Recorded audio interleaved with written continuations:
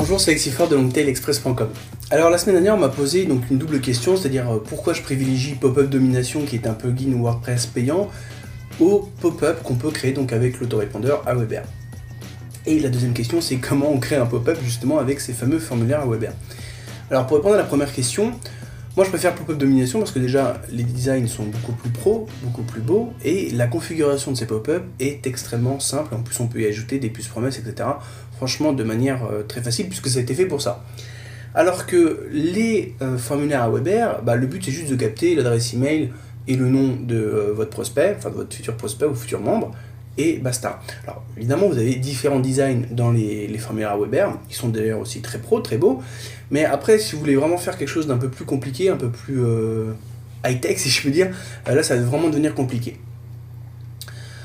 Alors ensuite la deuxième réponse, c'est parce que avec un pop-up du style pop-up domination, on peut configurer le délai de réapparition du pop-up.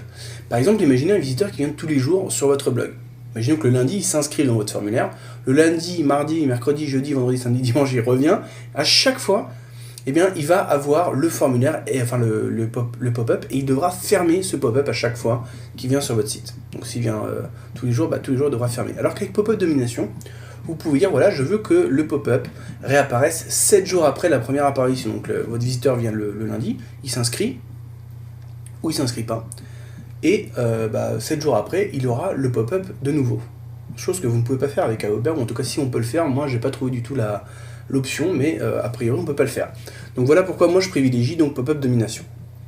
Alors ensuite, la deuxième réponse à la deuxième question, c'est comment on fait pour créer un pop-up à partir d'un formulaire Aweber. Là c'est ce qu'on va voir tout de suite, vous allez voir, c'est extrêmement simple. Alors là je suis dans Aweber, j'ai créé une liste test, je vais dans Webform, et ici je clique sur créer un nouveau formulaire. Et là en fait il y a vraiment une seule chose à faire, vous arrivez là et vous avez type inline, vous choisissez entre pop-up over, enfin pop-over, lightbox et pop-up. Alors rapidement si je vous montre les trois options différentes, on va cliquer sur preview. Donc là on a pop-over, donc vous avez votre pop-up comme ça, voilà. Lightbox c'est exactement le même à une petite différence près. Voilà, tout le reste de la fenêtre est grisé, ce qui permet de mettre en exergue le formulaire. Et le dernier, on a le plus moche, le pop-up. Alors le pop-up il se prend comme ça, en fait c'est simplement votre formulaire dans une page web. Alors, une petite page, donc pas très esthétique, ça fait un peu années 2000 quand même. Voilà.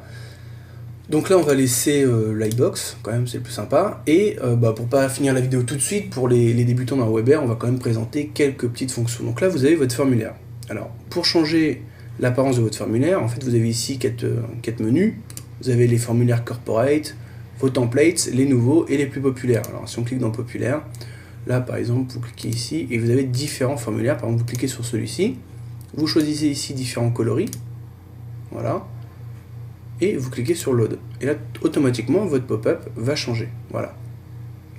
Alors là après vous avez différentes options, c'est-à-dire que vous avez différentes parties dans votre formulaire. Là vous avez le header, là vous avez tout ce qui est les champs, donc nom, email, adresse, etc. Le bouton submit, la politique de vie privée, une petite pub pour Aweber, et là vous avez le footer. Donc si par exemple le header ici vous plaît pas, vous cliquez ici et il est supprimé. Si le footer vous plaît pas, donc là le footer il est là mais la croix est en haut, vous supprimez, voilà. Après si par exemple pour la même raison ceci vous plaît pas, vous le supprimez, ceci, etc. Si jamais vous avez fait une erreur, que finalement vous dites non finalement ça c'est moche, je voudrais avoir mon header, vous revenez au-dessus en haut et vous avez ici donc les différentes parties. Vous cliquez sur header, votre header revient. Ici vous pouvez écrire un texte, on accroche par exemple, voilà. Là je vous présente pas, c'est vraiment comme sous Word. Voilà, donc on sauve. Là vous dites j'aimerais bien avoir le footer, vous cliquez ici et vous avez le footer, voilà. Donc là je vais juste changer de template parce que celui-là me plaît pas trop. Voilà, je vais prendre un basique, celui-ci. Voilà, je vais prendre ça, voilà.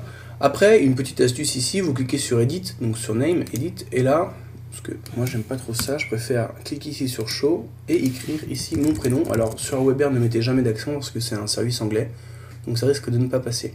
Là, vous cliquez sur Remove Text When Clicked, voilà, et vous faites pareil sur Email. Donc là, on va supprimer ça. Mon email, voilà.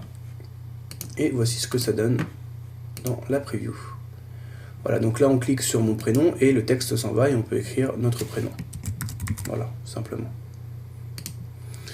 Voilà, donc après, si jamais dans le footer vous voulez écrire une petite phrase, par exemple, votre adresse email ou votre email est protégé. Voilà. Alors on peut le centrer, mais évidemment, etc., etc. Donc après, je vous laisse découvrir les autres fonctions. Ah oui, si, juste une dernière chose, ici vous avez un bouton Submit. Alors ce qu'il faut savoir, c'est que là vous avez un menu à gauche qui correspond à chaque partie de votre formulaire. Donc là on est dans le footer. Si on veut aller dans le menu consacré donc, au bouton, vous cliquez sur Submit bouton, vous avez donc le menu ici qui change pour votre bouton. Donc là on va centrer le bouton, on l'aligne à gauche, on l'aligne à droite.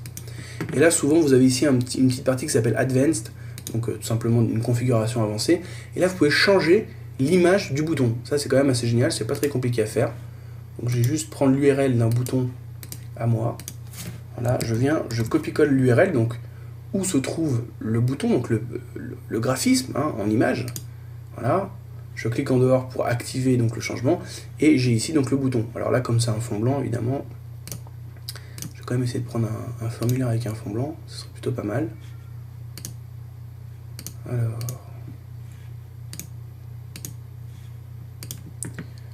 on va prendre ça, voilà. Donc là il faut recommencer. Voilà. Voilà, donc là on a le bouton qui nous intéresse. Donc là on va dire que le formulaire est terminé, donc au niveau de la configuration et du design, je clique sur sauver. Voilà, et là on va passer à l'option 2, puisque, enfin l'étape 2. L'étape 1 c'est design, la 2 c'est configuration des pages, et la 3 on publie le formulaire. Là on vous demande un nom, donc là généralement vous mettez un nom en rapport avec l'action que le prospect doit faire, par exemple inscription, newsletter, cadeau gratuit, etc. Enfin ça après c'est à vous de voir. Et là vous avez la possibilité de configurer deux pages. La page de remerciement, puisque quand l'internaute s'inscrit dans votre formulaire, bah, il arrive sur une page de remerciement. Donc là vous pouvez marquer l'URL de votre page en cliquant sur Custom Page. Donc là vous rentrez l'URL de la page en question. Et là vous pouvez faire exactement la même chose pour la page. Alors là je vais juste remettre basic version. La page déjà inscrite, c'est-à-dire qu'une personne qui s'est déjà inscrite, qui revient s'inscrire dans votre formulaire avec la même adresse email, et bien elle sera redirigée vers une page qui lui dira bah, désolé vous êtes déjà inscrit donc ça ne marchera pas.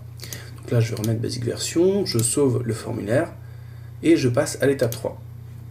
Là vous avez I will install my form, donc là vous cliquez ici. Alors moi je ne sais pas pourquoi, mais cette fois-ci il ne m'a pas proposé deux options. Vous avez l'option JavaScript, donc celle-ci. Donc la plus simple, hein, vous copiez-collez le script à l'endroit désiré et votre pop-up va apparaître, enfin votre formulaire. Et normalement ici vous avez la version RAW, c'est la version brute, c'est-à-dire tout le code HTML. Donc là, au lieu de copier une ligne, vous allez copier-coller une trentaine, quarantaine, voire plus de lignes. Bon là on a que ça, donc on va copier-coller ça.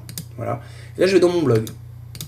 Donc là je vous rappelle, c'est un pop-up, c'est un formulaire pop-up. Donc là je vais, ça c'est ce que je vous conseille de faire, d'aller dans Apparence, Widget, et d'aller placer votre formulaire dans un widget texte. Alors, si vous avez déjà, alors je vais vous montrer, moi ce que je vous conseille de faire, c'est de placer ça dans un widget qui est déjà un widget texte. Par exemple là, vous voyez ici, par exemple j'ai publié par, et puis j'ai mis des images, donc ça c'est un widget texte, qui est en fait tout simplement celui-là. Voilà. Donc là j'ai Paperblog, hein, la première image qui s'arrête là, et la deuxième image, ici, Fluxnet, qui est en fait ça. Là, si je copie-colle mon formulaire ici, comme c'est un formulaire Aweber, là, il ne va pas apparaître ici, mais il va apparaître au milieu de la page quand je vais rafraîchir. Donc là, je suis en train de rafraîchir, une fois que ça sera fini de charger, voilà. J'ai mon formulaire qui arrive ici. Donc là, pourquoi vous le mettez pourquoi je vous conseille de le mettre dans les widgets ici? Parce que les widgets, ce widget-là, comme tous les autres d'ailleurs, vont apparaître sur n'importe quelle page. Peu importe l'article ou les articles ou les pages en haut où je vais aller, j'aurai toujours à droite mes widgets. Maintenant, si vous voulez que votre formulaire apparaisse dans une seule catégorie spécifique, par exemple newsletter, alors là on va faire le test, je vais l'enlever ici, voilà, enregistrer, fermer, je vais aller dans newsletter, c'est-à-dire que je veux que mon pop-up apparaisse uniquement quand l'internaute clique dans newsletter. Alors là on va dans page, newsletter, toutes les pages. Voilà, modifier.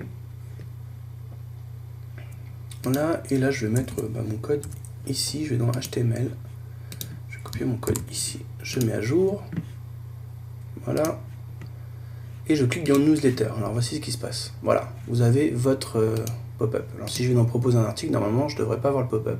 Voilà.